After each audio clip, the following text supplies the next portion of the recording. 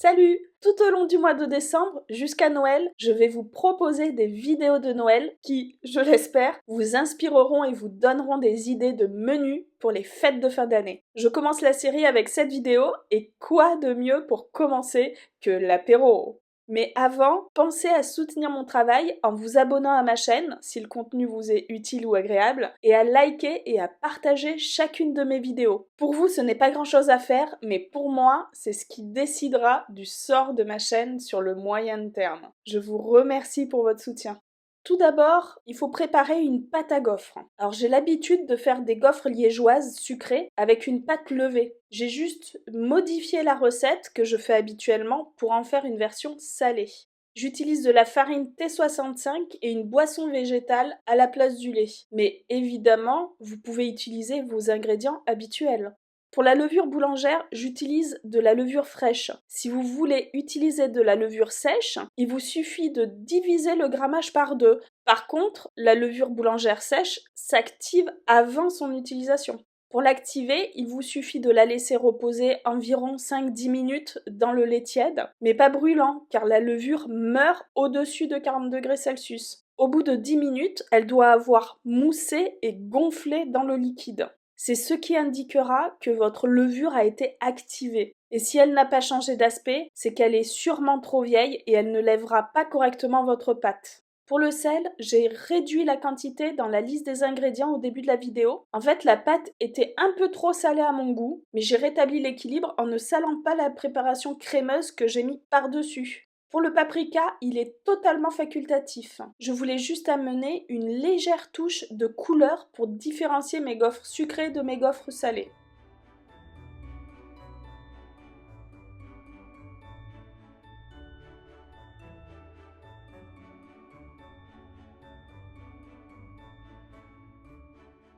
Alors pour la cuisson des gaufres, j'ai commencé par faire des tests pour la forme qui me plairait. J'ai retenu la gaufre en longueur. Par contre, il faut bien placer la pâte sur les bosses du gaufrier pour avoir une gaufre avec de belles cavités bien entières. Ensuite, je n'ai pas cherché à faire des gaufres parfaites, toutes de la même taille et rien qui ne dépasse. Non, non, non, non. J'ai misé sur un côté plus rustique et artisanal.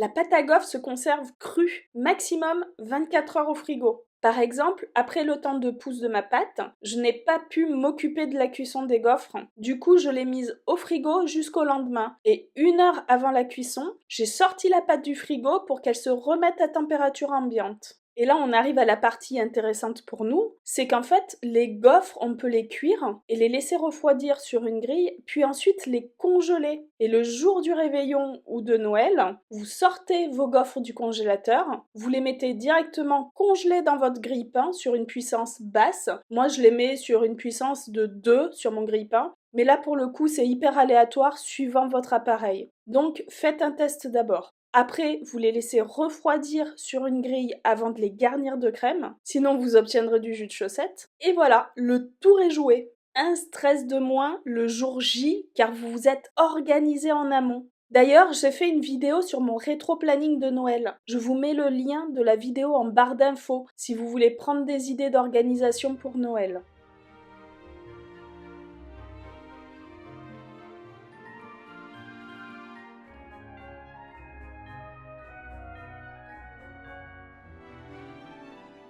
Allez, on arrive au moment le plus sympa, les garnitures. Quoique, c'est vrai qu'il y a la dégustation comme moment sympatoche. Bref, je m'avance. Parlons d'abord des garnitures. Alors, je vais vous faire un aveu. En fait, j'étais bien malade au moment du tournage de cette vidéo, et avec mon esprit embrumé, je n'ai pas fait tout ce que j'avais prévu de vous montrer. Bon, alors rien de catastrophique non plus. Je vous dirai ce que j'avais prévu de différent si ça peut vous donner quelques idées supplémentaires. Bon, ça commence de suite, puisqu'en fait déjà la crème, j'avais prévu de faire une chantilly que j'aurais divisée par le nombre de saveurs que je voulais faire. Donc une chantilly à la mousse de canard, une à l'orange et une au citron.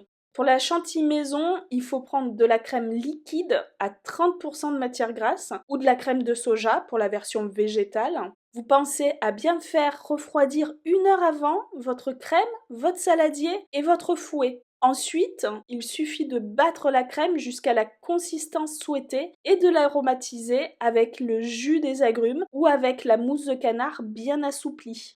Alors au final, j'ai utilisé une crème épaisse et du fromage frais, mais du coup, la préparation était suffisamment épaisse pour se tenir sur les gaufres. Du coup, j'y ai gagné en rapidité et en simplicité, c'était pas plus mal. Surtout qu'en mettant la garniture par-dessus la crème, on ne voit pas si la crème est pochée ou non.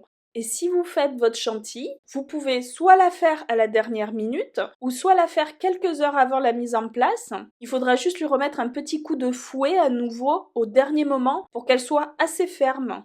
Et ensuite, vous mettez ce que vous aimez manger à Noël par-dessus. Du saumon, du foie gras, des œufs de truite, du fromage, des fruits séchés, des oléagineux, des légumes, du cru, du cuit, du salé, du sucré salé. Bref, les possibilités sont infinies.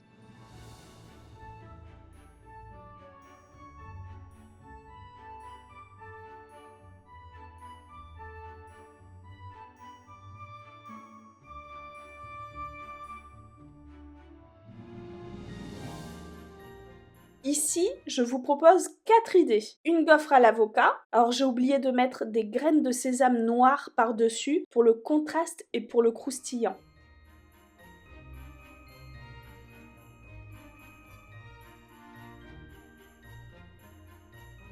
Une gaufre au magret de canard séché maison.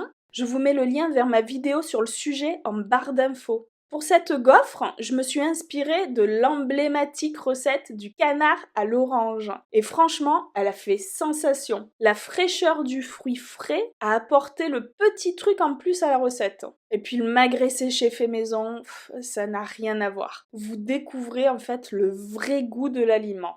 Une autre gaufre à la mousse de canard et à la figue séchée, faute d'avoir des fraîches. Et j'ai oublié de mettre aussi des noisettes concassées par-dessus.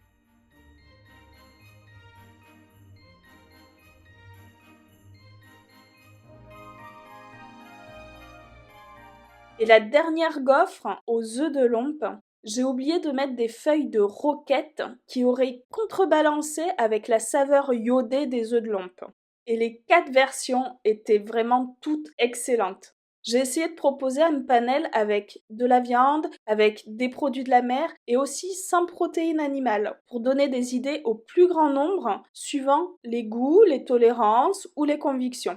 Soyez créatifs sur les combinaisons que vous faites. Essayez d'amener une touche de fraîcheur avec des crudités ou des fruits frais, comme ma gaufre au magret séché et à l'orange. Vraiment, ça fait la différence. Sinon, vous refaites les mêmes que moi, elles sont toutes validées par ma famille. Et franchement, ce n'est pas rien, car ils sont tous devenus de vrais critiques gastronomiques depuis que j'ai lancé ma chaîne YouTube.